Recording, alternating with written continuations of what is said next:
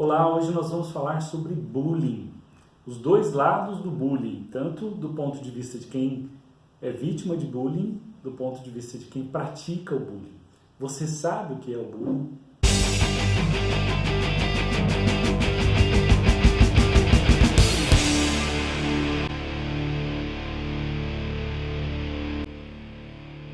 Até que ponto há uma insensibilidade na nossa parte de perceber a pessoa que está ao nosso lado? Será que esta insensibilidade faz parte e é a causa do bullying? Então nós, como sempre, vamos lá saber primeiro o significado, né, Edson, que eu acho que é muito importante para as nossas conversas, partindo sempre da significação das palavras. Então, bullying é a prática de atos violentos, intencionais e repetidos contra uma pessoa indefesa, que pode causar danos físicos, psicológicos ou sociológicos. Então, gente, a palavra vem do inglês bully, que significa zombar, tirania, gozação, violência. E é interessante porque vem a origem da palavra, o significado da palavra faz a gente pensar justamente naquilo que causa o bullying. Sim. Na infância, na adolescência, onde é mais comum, e também na vida adulta, enfim, em qualquer fase da vida.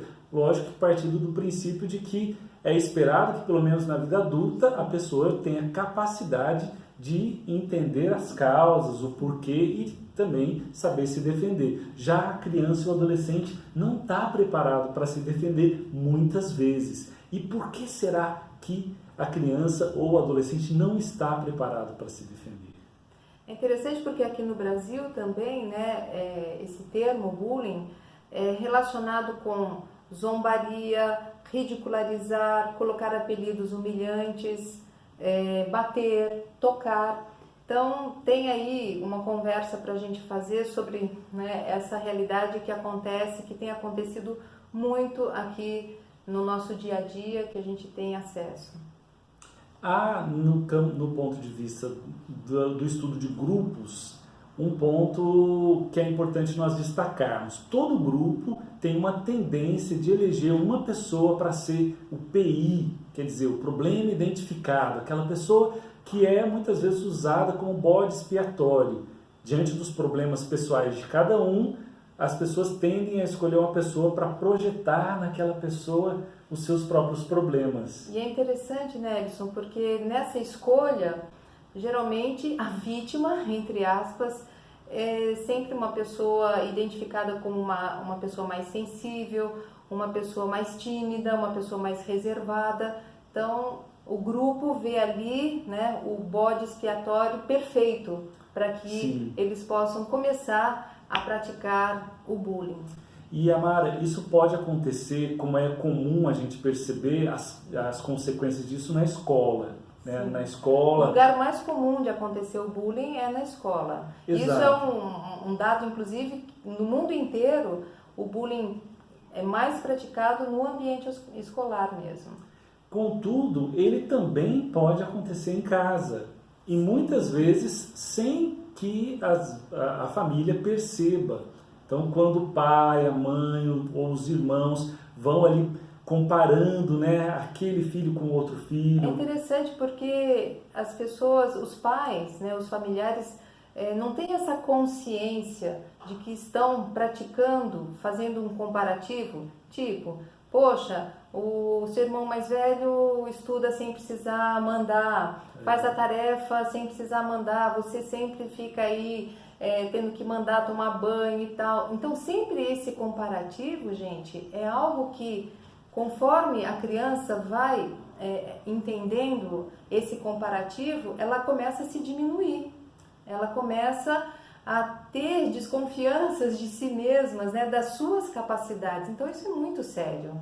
Mesmo porque o temperamento, a personalidade, o caráter de cada filho, de cada pessoa no grupo é diferente. Sim. E às vezes as habilidades que aquele filho tem mais a ver com as habilidades que os pais têm, que os pais valorizam, mas não quer dizer que o outro não tenha habilidades ou não tenha qualidades, obviamente. Então, muitas vezes, em detrimento da qualidade de pessoas mais sensíveis, se expõe aí esse bullying, muitas vezes velado, mas que tem consequências negativas sim, porque a pessoa vai se vendo como menos importante, né? Como começa aí, geralmente, incapaz. exatamente, a diminuição de si, né? A pessoa vem depois, né, para a vivência na vida adulta com esse problema instalado mesmo, né? Qual? A diminuição de si, o não acreditar em si mesmo.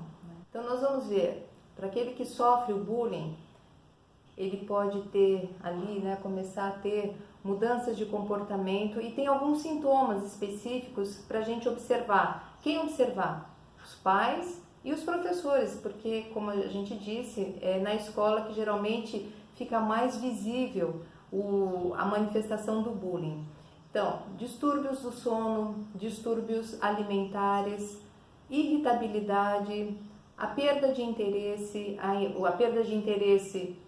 social, a perda de interesse da participação familiar, então começa a ficar mais isolado no seu quarto. Então, pais, a gente tem que estar muito atentos ali, né, nessa observação do como meu filho está se comportando no dia a dia. A queda do rendimento escolar, como a gente falou, e também começa-se ali a possibilidade de pensamentos suicidas, pensamentos de automutilação, entre outros. Ao mesmo tempo que há uma necessidade natural de pertencermos ao grupo. E é na adolescência que isso se mostra de forma mais forte. Então, uma vez que o adolescente não está conseguindo se inserir no grupo de forma positiva, de forma participativa, sendo aceito por aquele grupo, isso vai gerar, obviamente, todos esses sintomas e esses sintomas vão se realçar. Quando o adolescente não se vê livre para poder expor isso em casa, quer dizer, contar para os pais também o que está acontecendo, a gente já vê aí também uma falha no ambiente familiar. E o que acontece com a pessoa que pratica o bullying? Essa é uma pergunta muito importante, porque normalmente, né, Alisson, a nossa tendência é ficar ali observando mais aquele que sofre o bullying. E a gente tem um pouco de dificuldade de pensar, e quem pratica o bullying? O que acontece? Será que essa pessoa, a pergunta que nós começamos o vídeo, será que essa pessoa que não está percebendo o mal que ela está fazendo para o outro, será que essa pessoa está saudável? Na verdade, a gente vai ver que, talvez em sua totalidade, a pessoa que pratica o bullying também enfrenta problemas. Seja problemas de autoestima, problemas no ambiente familiar, muitas vezes um ambiente familiar desestruturado ou um ambiente simplesmente agressivo, em que às vezes os pais são agressivos com a própria criança ou adolescente ou entre eles. Então eles podem, né, Edson, muitas vezes projetar aquilo que eles não estão conseguindo lidar consigo mesmo, projetar no outro. Então é uma forma compensatória de algo que não está bem dentro dele, então ele faz dessa forma sobre o outro. Exatamente. Essa é a estrutura de fundo. Quando eu não estou bem comigo mesmo e eu não tenho recursos para lidar com os meus próprios problemas, eu projeto esses problemas no outro e sou agressivo com o outro.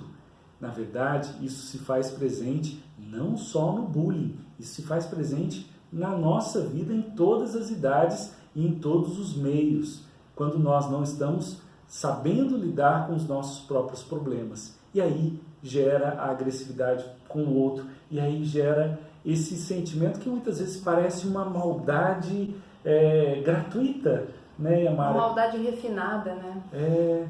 E que na verdade expressa o problema da própria pessoa. O próprio agressor tem um problema que precisa de ajuda para poder lidar com É um pedido de ajuda. Né?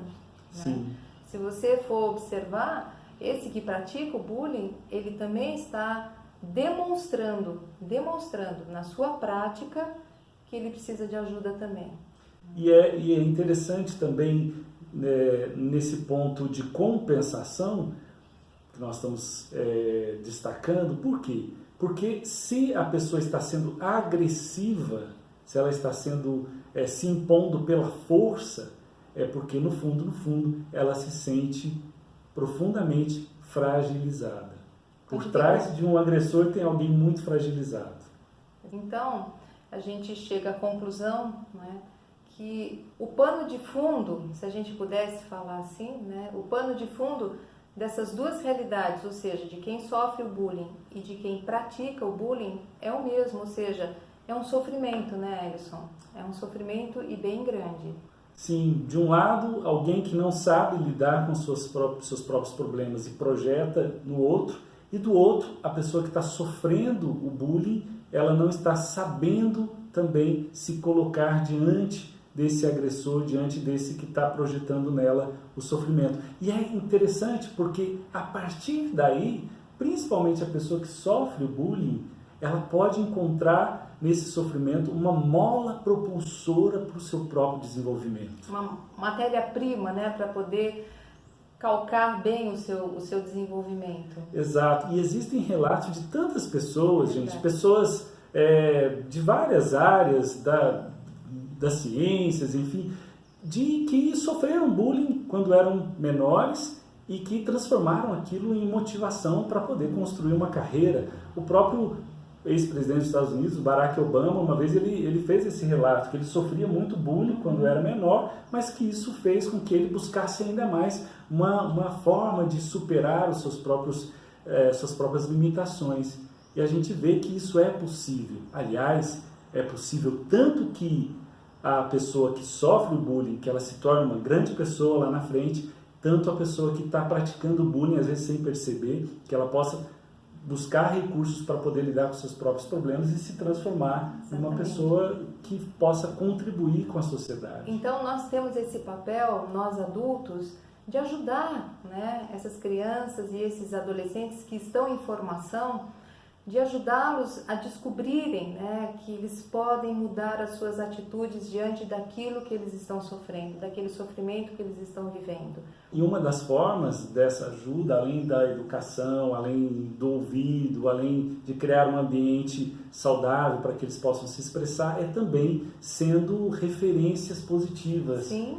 Porque há aí um processo de... Principalmente nisso, né? Porque eles estão olhando, como a gente já conversou em outros vídeos, eles estão olhando para nós, né? Buscando esses referenciais positivos. E nessa construção, né, Yamara, de ferramentas, né? Como eu posso lidar com o problema interno? Na falta de recursos internos é que eu vou lançando mão de atitudes equivocadas. Exatamente. Mas se eu vejo nos meus pais, nos adultos que me cercam, que eles sabem lidar com os problemas deles de forma inteligente, de forma a respeitar o outro, mas também de fazer bem para si mesmo, gente, aí a gente constrói esse ciclo virtuoso, né, que é o desenvolvimento e que a família tem uma importância fundamental nesse processo. E, consequentemente, a gente ajuda o mundo a ficar melhor.